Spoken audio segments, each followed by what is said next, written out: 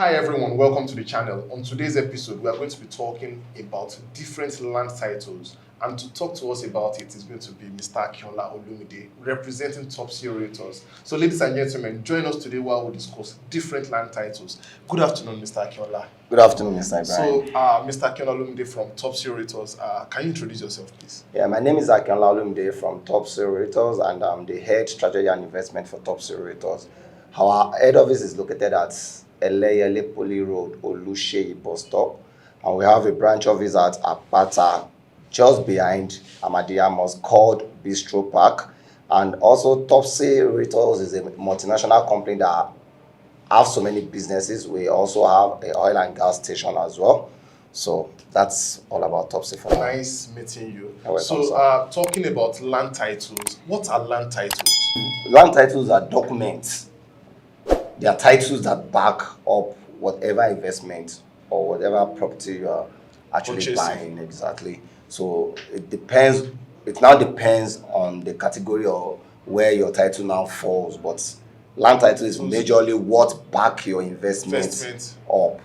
Okay. Can you tell us the different land titles that we have? We have registered survey, we have deed of assignment, we have certificate of occupancy, we have governor consent, we have Gazette and Excision.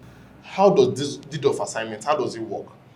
So now, deed of assignment is an agreement between the vendor and the buyer. You understand? So if you are purchasing a land, you have to make sure there is a legal agreement that backs that transaction up. And the first legal document that can back any transaction when it comes to landed property is deed of assignment, whereby it is the only person that is given the privilege, the authority to carry out a deed of assignment is a lawyer. Is a lawyer. No real estate consultants, no real estate agents, no other person than a lawyer, because a deed of assignment should come with Nigeria Bar Association seal on it. So apart from the deed of assignment, we have something called the Gazette. What does Gazette mean?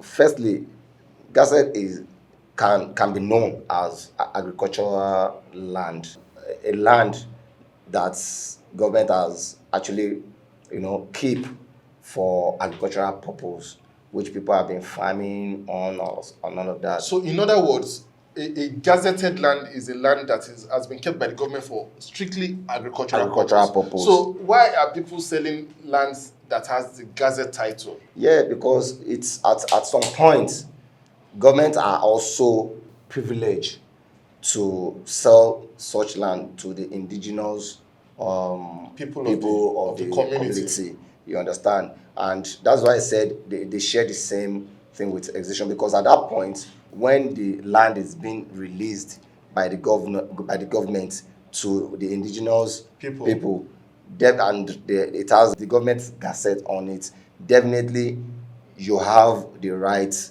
to do whatever you like on that particular land. You can be for residential purpose, it can be for commercial purpose, it can be for anything. So far, it has the government gazette backing on it. So moving forward, what about Excision? How does Excision come into this conversation? Yeah, Excision is a parcel of land as well, that is being released, like I said earlier, that is being released by the government to the indigenous people of that particular community.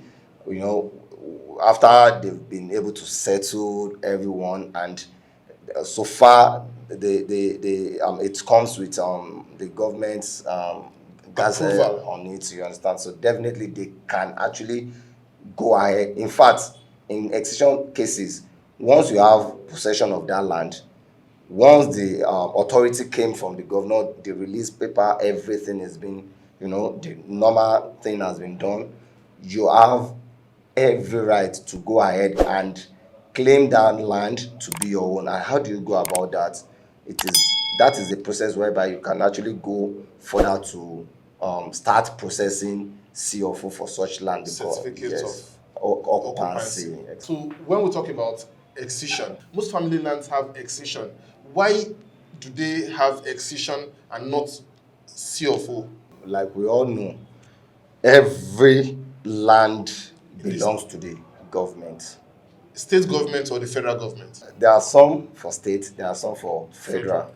But at times, it goes beyond states because there are states land that federal will tell you they want To make use of to it. make use of, but there are some land that belongs to the state, some belongs to the federal. Now, on any family who wants to claim on any land issues or some, so far that territory belongs to a particular local government, you have to make necessary papers.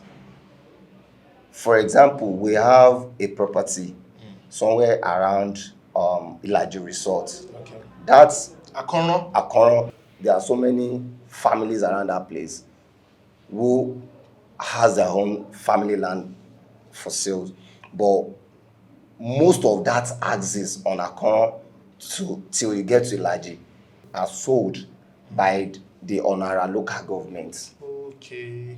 You understand? No family can claim some of those axes because it is only the rights of that to sell that those areas belongs to the state government and the local local government under it. So moving forward, what can we say about governor's consent? Fine. This is one interesting title.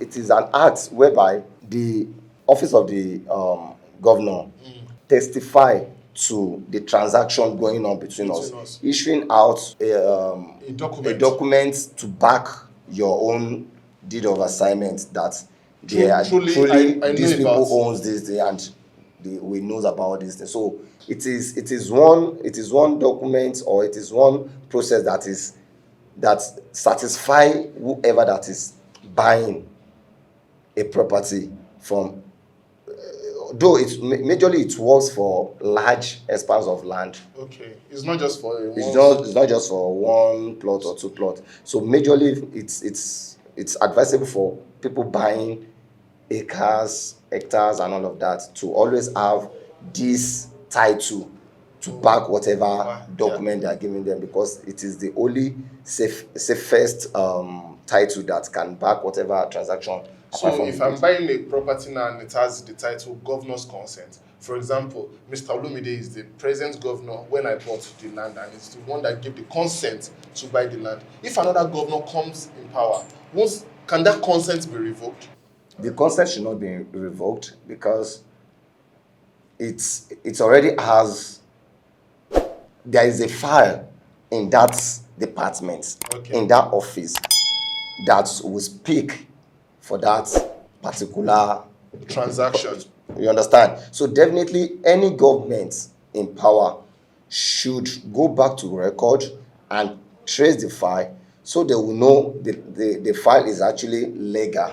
And moreover, once a governor is always a governor, the office still remains the office, just that the person in seat is the one that is changing. So with such title, no other governor can revoke the license.